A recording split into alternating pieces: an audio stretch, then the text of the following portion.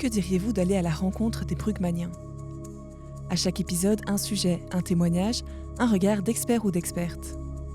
Écoutez notre podcast pour découvrir celles et ceux qui font vivre l'hôpital au quotidien. Dockside Stories, le podcast médical du CHU Bruckmann, vous emmène au plus près du soin, là où se mêlent doute, joie et histoire de vie. 6e épisode, la sclérose en plaques.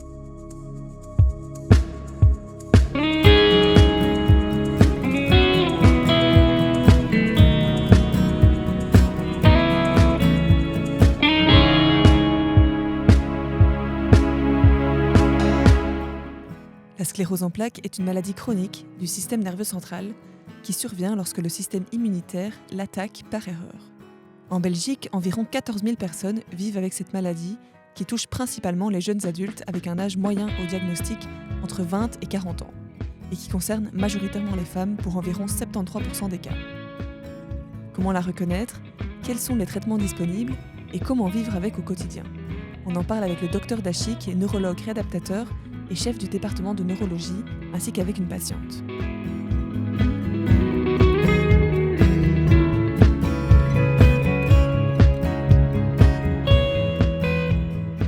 Bonjour Dr Dachi, merci d'avoir accepté l'invitation. Est-ce que vous pouvez nous expliquer ce qu'est plus précisément la sclérose en plaques ? Le concept d'affection inflammatoire auto-immune du système nerveux central, puisque c'est ça la sclérose en plaques, doit être pris dans un cadre assez large. Historiquement, on disait que c'est une maladie de la substance blanche, c'est-à-dire de la myéline. Au fond, ce sont les enveloppes qui se trouvent autour du neurone pour permettre la propagation de l'influx nerveux. C'est assez restrictif. Dans un deuxième temps, on s'est rendu compte également que la cellule nerveuse, donc le neurone, souffrait, soit directement, soit indirectement, et qu'on pouvait considérer que c'était également une pathologie de la substance grise. C'est vraisemblablement cette atteinte des neurones, dans un deuxième temps, qui explique la persistance des symptômes, voire même la progression de handicap, et c'est l'élément sur lequel il est le plus difficile d'agir. Donc c'est vrai au départ, c'est une maladie auto-immune puisqu'il y a une cascade d'événements inflammatoires qui se produisent avec des cellules qui se dirigent contre les composants normaux de l'individu, mais c'est plus complexe que simplement, je dirais, un grignotage de la myéline qui aurait tendance à se réparer spontanément sans laisser de traces par la suite. Ce qui est caractéristique de cette maladie par rapport à d'autres affections inflammatoires du système nerveux, c'est justement cette espèce d'évolution dans le temps. C'est-à-dire qu'il y a plein d'affections neurologiques qui y ressemblent, notamment chez l'enfant. Mais ce qui est vraiment typique, c'est ce côté ça va, ça vient, ça va, ça vient, et de découvrir, notamment radiologiquement, dans l'histoire du patient également, qu'il a eu une succession d'épisodes que l'on ne peut pas rattacher à une seule localisation. C'est finalement ça qui est la caractéristique majeure. Et quelles sont les différentes formes de sclérose en plaques ? Alors, historiquement, on considérait qu'il y avait chaque patient avait un peu son parcours de vie, c'est-à-dire que certains installaient un déficit progressivement, c'est ce qu'on appelait les formes primaires progressives. D'autres faisaient des poussées, c'est-à-dire un nouveau phénomène neurologique objectivable durant minimum 24 heures, maximum pendant 6 semaines, et qui a tendance à s'atténuer au cours du temps. Ça, c'est ce qu'on appelle rechute-rémission. D'autres patients faisaient au début un rechute-rémission et puis installer graduellement un déficit, c'est ce qu'on appelait les secondaires progressives. Et puis maintenant, nouvel événement, c'est-à-dire des patients qui ont des images de sclérose en plaques quand on fait une IRM, mais qui n'ont pas de symptômes, ce qu'on appelle le syndrome radiologiquement isolé. Alors, toutes ces étapes, c'est-à-dire le syndrome radiologiquement isolé, la présence d'un seul épisode neurologique, c'est-à-dire un syndrome cliniquement isolé, les rechutes-rémissions, les secondaires progressives. Finalement, on s'est rendu compte que c'est une question de temps.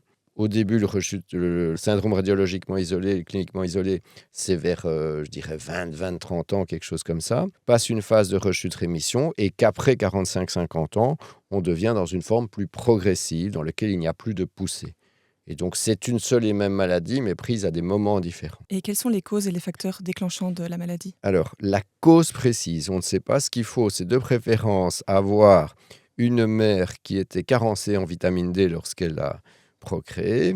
Deuxièmement, habiter dans les régions septentrionales, puisque c'est par exemple au Danemark quand on a la fréquence de sclérose en plaques la plus importante. Avoir été en contact avec le virus de la mononucléose infectieuse, donc le virus Epstein-Barr, est une condition nécessaire mais pas suffisante. plus des cofacteurs comme éventuellement l'obésité, le tabagisme, et également une asepsie importante, parce qu'on considère par exemple les patients qui ont des parasitoses intestinales ont moins de sclérose en plaques.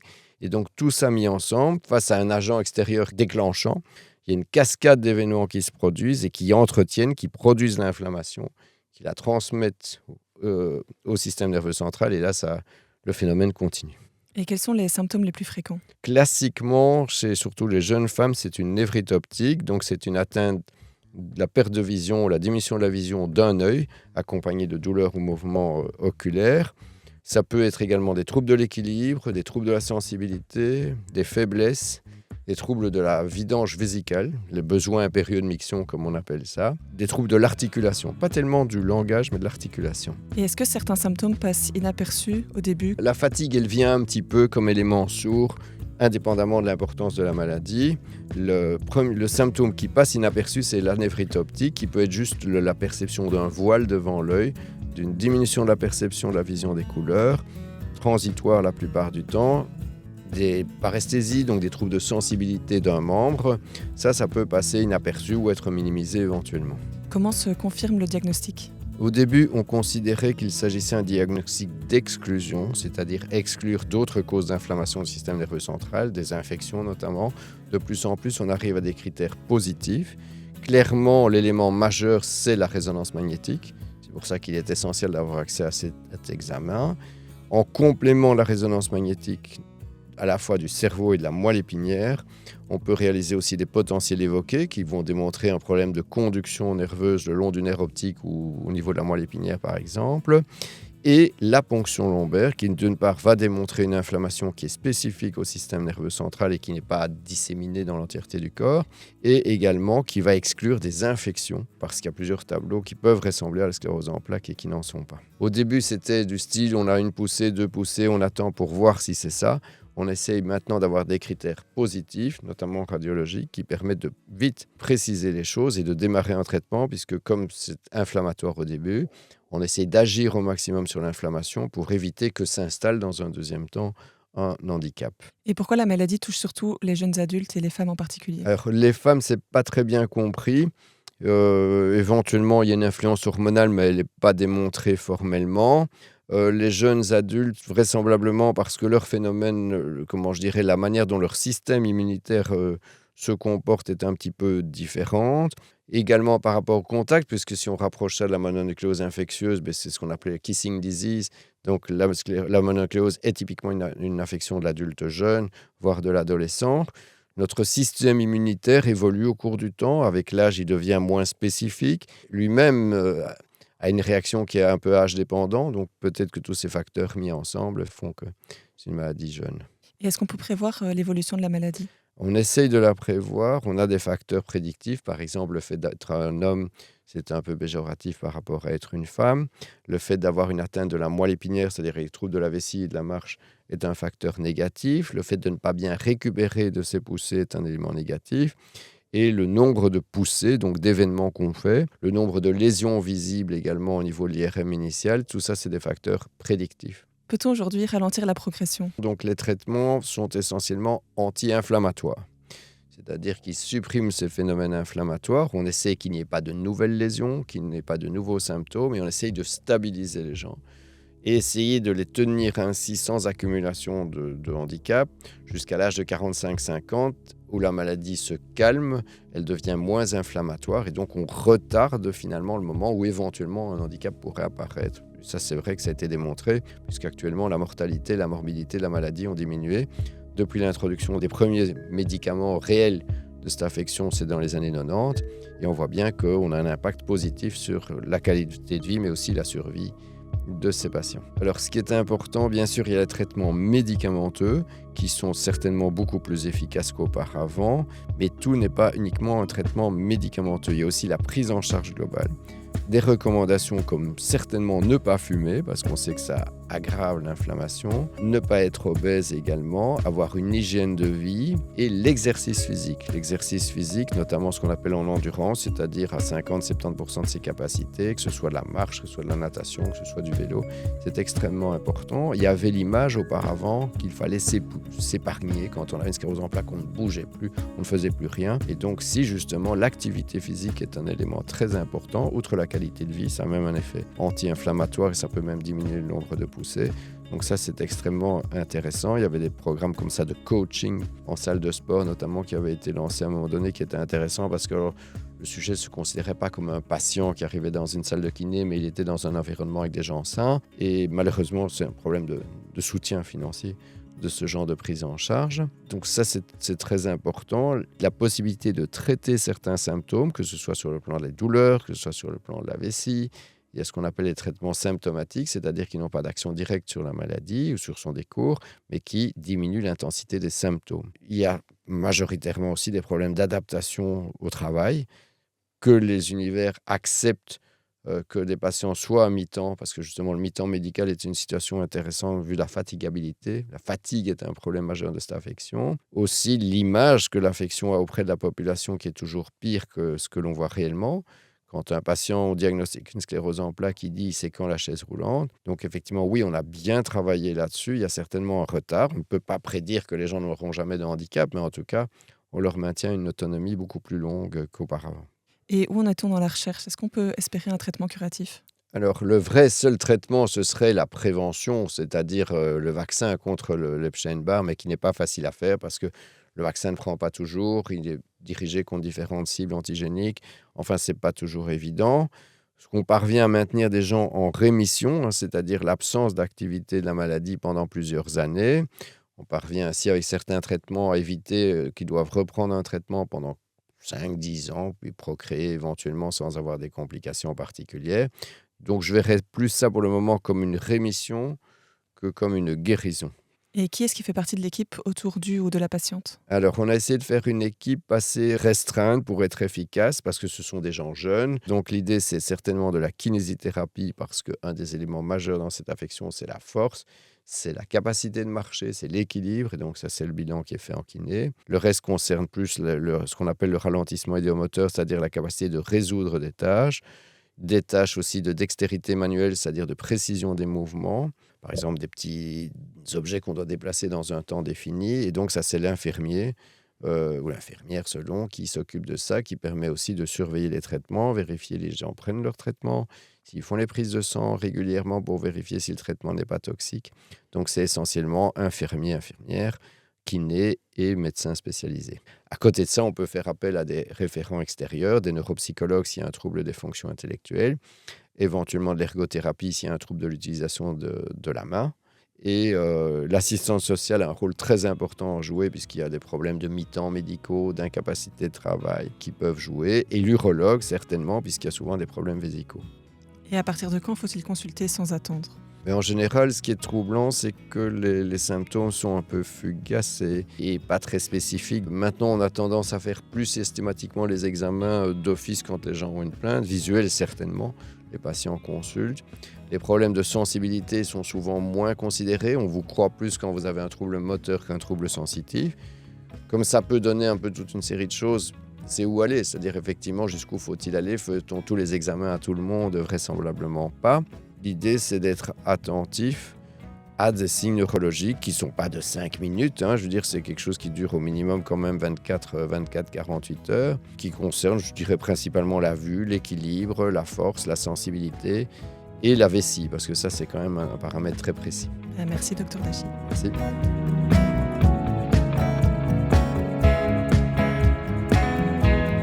La sclérose en plaques est donc une maladie complexe, avec des formes et des évolutions très variables d'une personne à l'autre.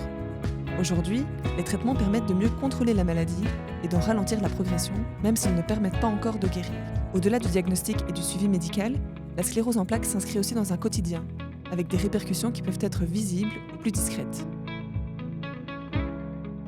Bonjour, merci beaucoup d'avoir accepté de partager votre expérience. Merci à vous de me recevoir. La sclérose en plaques vous a été diagnostiquée à l'âge de 34 ans.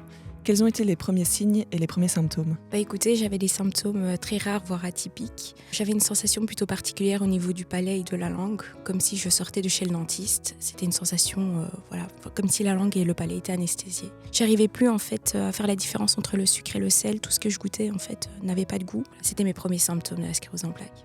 Et est-ce que vous avez compris rapidement ce qui se passait ? Je savais surtout qu'il y avait quelque chose qui n'allait pas avec moi. J'ai directement consulté, j'ai vu plusieurs médecins. Quand j'en parlais autour de moi, personne n'a directement pensé à la sclérose en plaques. On m'a dit d'abord que c'était peut-être dû au traitement que je prenais, parce qu'à ce moment-là, je prenais en fait du fer. C'était aussi pendant la période du Covid, donc on m'a dit écoutez, c'est peut-être le Covid et tout qui fait justement ça. Peut-être le stress, peut-être la fatigue, peut-être un souci au niveau des dents ou de la langue. J'ai vu des stomatologues, j'ai vu des médecins traitants, j'ai vu des médecins urgentistes. Et un des médecins a pris la décision de faire une IRM et le bilan est tombé, le diagnostic de la sclérose en plaques est tombé. Et donc le diagnostic a quand même mis du temps à tomber. Comment est-ce que vous avez vécu l'annonce ? Je l'ai très très mal vécu. Je me suis écroulée. J'ai vu ma vie en fait s'effondrer parce qu'à 34 ans, on est en pleine construction avec des projets personnels et professionnels. Et je me suis posé 20 000 questions. Je connaissais pas grand-chose en fait sur la maladie. Je savais juste que c'était une maladie auto-immune qui touchait en fait le système nerveux central et qu'on pouvait finir sur une chaise roulante, Et donc je me voyais déjà sur une chaise, je me voyais déjà dépendante, je me voyais déjà handicapée. Et aujourd'hui, à quoi ressemble votre quotidien avec la maladie ? Écoutez, tout se passe bien, j'ai une vie tout à fait normale. Je travaille, je voyage, je fais mon sport, j'ai plein d'activités à côté, donc ma vie est tout à fait normale avec la maladie, et heureusement d'ailleurs. Et quelle place le traitement prend-il dans votre quotidien ? Alors, le traitement est super simple. C'est un nouveau traitement qui est sorti il n'y a pas longtemps. C'est un traitement en fait en intramusculaire que je fais moi-même à la maison une fois par mois. Donc vraiment, le traitement, il n'y a aucun souci. J'avais commencé d'abord avec un traitement par la bouche que je devais prendre en fait 2 fois par jour.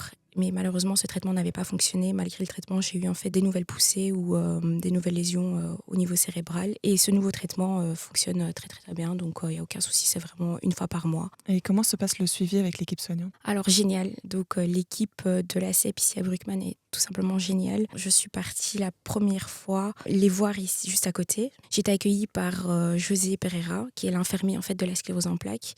Et le docteur Bourcoing qui me suit aussi.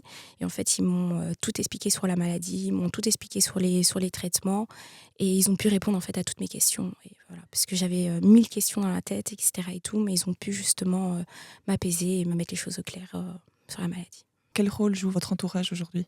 Mon entourage joue un très grand rôle dans ma vie. Écoutez, ils sont là pour me soutenir. Ils me poussent tout le temps vers le haut et c'est grâce à eux en fait que je reste très positif. Et si vous deviez vous adresser à quelqu'un qui vient d'être diagnostiqué, qu'est-ce que vous auriez envie de lui dire ? Qu'il faut pas avoir peur, qu'il faut vraiment pas avoir peur, qu'aujourd'hui il y a des traitements justement qui stoppent cette maladie et qu'on peut vivre totalement normalement, qu'il y a un suivi pour ça et puis voilà. C'est moi si je devais choisir en fait ma vie avec ou sans la sclérose en plaques, je dirais plutôt avec, parce qu'on voit les choses vraiment différemment. On relativise énormément, on arrête de se plaindre pour des choses vraiment inutiles et on savoure en fait chaque instant, donc il ne faut vraiment pas avoir peur. Comme je vous ai dit, il y a toujours des gens qui sont derrière vous, comme les gens de la team de la sclérose en plaques qui sont vraiment là. On peut les appeler vraiment à tout moment s'il y a le moindre souci et voilà, c'est ce qui est important parce qu'on sait qu'il y a quelqu'un qui est derrière s'il y a le moindre problème. Merci beaucoup. De rien, avec plaisir, merci à vous. Recevoir un diagnostic de sclérose en plaques, c'est souvent entrer dans une forme d'incertitude, celle de l'évolution de la maladie, du rapport au corps, du rythme du quotidien. Et c'est aussi ce qui rend l'accompagnement médical, humain et social si important dans la durée. Merci de nous avoir écoutés. Rendez-vous dans un prochain épisode sur la chaîne de Bruckmann On Air.